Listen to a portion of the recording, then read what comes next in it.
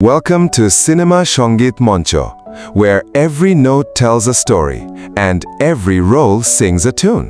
আজকের গল্প এমন একজনকে নিয়ে বাংলাদেশে একসময় মেলোডি কিং বলা হতো। অল্পদিনের জীবনেই তিনি মানুষের মনে স্থান করে নিয়েছিলেন। তো চলুন শুরু করি। নীলাঞ্জনা, ওই নীল নীল চোখে চেয়ে দেখো না, তোমার ওই দুটি চোখে আমি হারিয়ে গেছি, আমি বোঝাতে তো কিছু পারি না। এখনও লোকের মুখে মুখে ফেরে এই গান। সময়টা ১৯৮৬ সাল। মকসুদ জামিল মিন্টুর সুরে প্রকাশিত হয়েছে তরুণ শিল্পী শেখ ইশতিয়াকের অ্যালবাম নন্দিতা। এই ক্যাসেটটি তখন পেয়ে গেছে তুমুল জনপ্রিয়তা।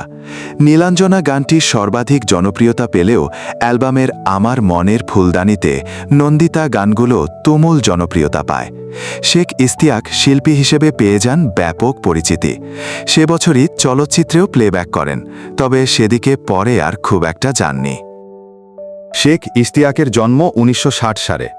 মাত্র ১৪ বছর বয়সেই ১৯৭৪ সালে সন্ন্যাসী নামে একটি ব্যান্ড গঠন করেন। ছোটবেলা থেকেই গান শিখতেন। ক্লাসিক্যালে ভালো তালিম ছিল তার, ছিল প্রখর মাত্রাজ্ঞান।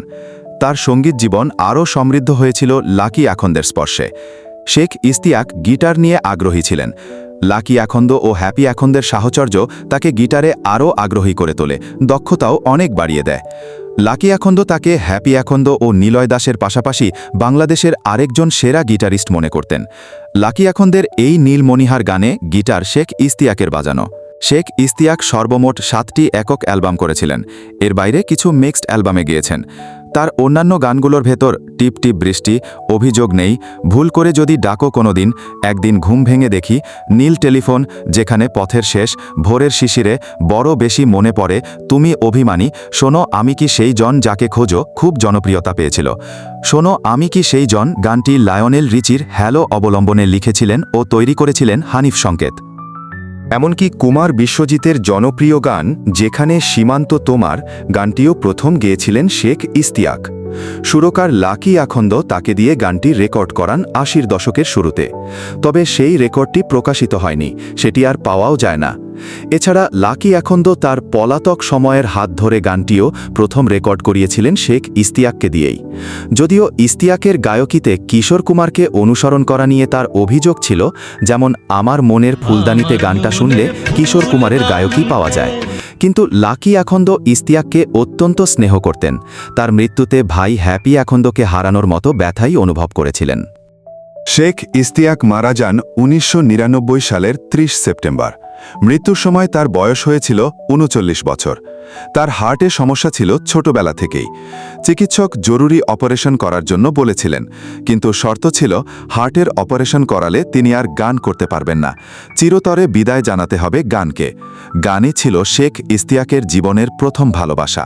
চিরতরে গান ছেড়ে দিতে হবে এটা তিনি মেনে নিতে পারেননি, তাই নিয়মিত ওষুধ খেলেও হার্টের অপারেশনটা আর করাননি। ১৯৯৯ সালের ৩০ সেপ্টেম্বর হৃদরোগে আক্রান্ত হয়ে তার মৃত্যু হয়। তার স্ত্রী সে সময় মেয়েকে স্কুলে পৌঁছে দিতে গিয়েছিলেন। ফিরে এসে কিছুক্ষণ ডাকাডাকি করেও সাড়া না পেয়ে পরে প্রতিবেশীদের সহায়তায় দরজা ভাঙা হয়। দরজা ভেঙে তার মৃতদেহ উদ্ধার করা হয়। মৃত্যুর আগে তার শেষ অ্যালবাম ছিল তুমি অভিমানী। মৃত্যুর পর সাউন্ডটেক থেকে তার গানের সংকলন নীলাঞ্জনা প্রকাশিত হয়। প্রসঙ্গত, সাউন্ডটেকের কর্ণধার সুলতান মাহমুদ বাবুলকে এক অনুষ্ঠানে দেওয়ার জন্য উপহার কিনে রেখেছিলেন শেখ ইশতিয়াক, কিন্তু তার আকস্মিক মৃত্যুর কারণে তা আর দেওয়া সম্ভব হয়নি। সেই উপহার পরে শেখ ইশতিয়াকের স্ত্রী পুনম প্রিয়াম তাকে দিয়েছিলেন, যা পেয়ে তিনি প্রচণ্ড ব্যথিত ও আবেগাপ্লুত হয়েছিলেন। শেখ ইশতিয়াক তার জীবদ্দশায় পরিচিতি পেয়েছিলেন মেলোডি কিং হিসেবে। একজন সহানুভূতিশীল সজ্জন মানুষ হিসেবে অডিও ইন্ডাস্ট্রিতেও ছিলেন অনেকেরই প্রিয়। নিজের কাজ নিয়ে আশাবাদী ছিলেন সবসময়। তিনি আজ নেই, কিন্তু গানগুলো রয়ে গেছে তার সৃজন ক্ষমতার স্বাক্ষর হিসেবে। এখনও শ্রোতাদের হৃদয়ে অনুরণন তুলে যায় শেখ ইশতিয়াকের গান। আজ সিনেমা সঙ্গীত মঞ্চের বন্ধুদের পক্ষ থেকে এই গুণী শিল্পীকে শ্রদ্ধা জানাই। আপনাদের এই শিল্পীর কোন গানটা বেশি ভালো লাগে সেটা জানাবেন।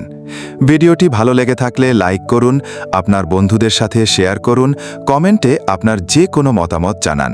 আর অবশ্যই সাবস্ক্রাইব করে বেল আইকন অন করে রাখুন, যাতে বাংলা গানের এমন অজানা গল্প আর মিস না করেন।